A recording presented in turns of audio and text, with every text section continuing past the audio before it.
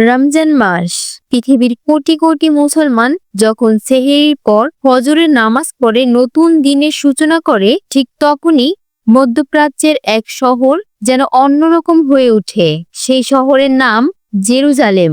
এটা শুধু একটি শহর নয়, এটা ইতিহাসের স্তরে স্তরে জমে থাকা বিশ্বাস, সংঘর্ষ আর রাজনীতির কেন্দ্রবিন্দু। রমজান এলেই কেন এই শহর আন্তর্জাতিক খবরের শিরোনাম হয়, কেন আল আকসা মসজিদ নিয়ে উত্তেজনা বাড়ে? চলুন গল্পের শুরুতে ফিরে যাই। প্রায় 1400 বছর আগে ইসলামের ইতিহাসে এক অবিশ্বাস্য ঘটনা ঘটে, মেরাজের ঘটনা। মুসলমানদের বিশ্বাস অনুযায়ী মহানবী সাল্লাল্লাহু আলাইহি সাল্লাম এই আল আকসা প্রাঙ্গণ থেকেই আসমানে আগমন করেছিলেন। এই কারণেই আল আকসা মসজিদ ইসলামের তৃতীয় পবিত্রতম স্থান। কিন্তু এখানেই শেষ নয়। এই একই জায়গাকে ইহুদিরা বলে টেম্পল মাউন্ট। খ্রিস্টানদের কাছেও এই শহরের আলাদা পবিত্রতা আছে। একই ভূমি, তিন ধর্মের দাবি। ভাবুন কত বড় স্পর্শকাতর জায়গা।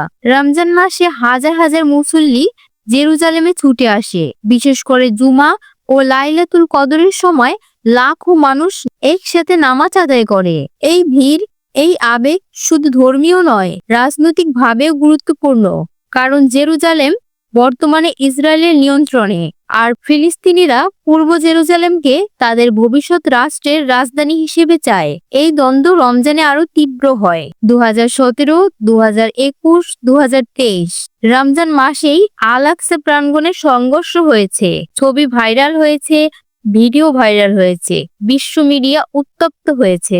রমজান মাসে ধর্মীয় আবেগ তুঙ্গে থাকে। একটি ছোট্ট ঘটনা বড় আন্দোলনের রূপ নিতে পারে। কারণ আল আকসা শুধু ফিলিস্তিনিদের বিষয় নয়, এটা এক প্রতীক। তুরস্ক, ইরান, সৌদি আরব, কাতার সবাই রাজনৈতিকভাবে বক্তব্য দেয়। সোশ্যাল মিডিয়ার ট্রেন্ড হয় সেভ আল আকসা।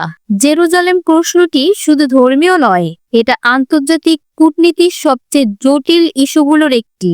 আমেরিকা 2018 সালে জেরুজালেমকে ইসরায়েলের রাজধানী হিসেবে স্বীকৃতি দেয়। এরপর উত্তেজনা আরো বাড়ে। রমজান এলেই বিশ্ব রাজনীতির এই পুরনো আগুন আবার জ্বলে ওঠে। বিশ্ব রাজনীতির বাইরে এখানে আছে সাধারণ মানুষের গল্প। একজন ফিলিস্তিনি বাবা তার ছেলেকে নিয়ে প্রথমবার তারাবির নামাজ করতে আসে। একজন বৃদ্ধা নারী 30 বছর ধরে রমজানে এখানেই ইবাদত করেছেন। তাদের কাছে এটা কেবল রাজনীতি নয়, এটা স্মৃতি, বিশ্বাস, ভালোবাসা।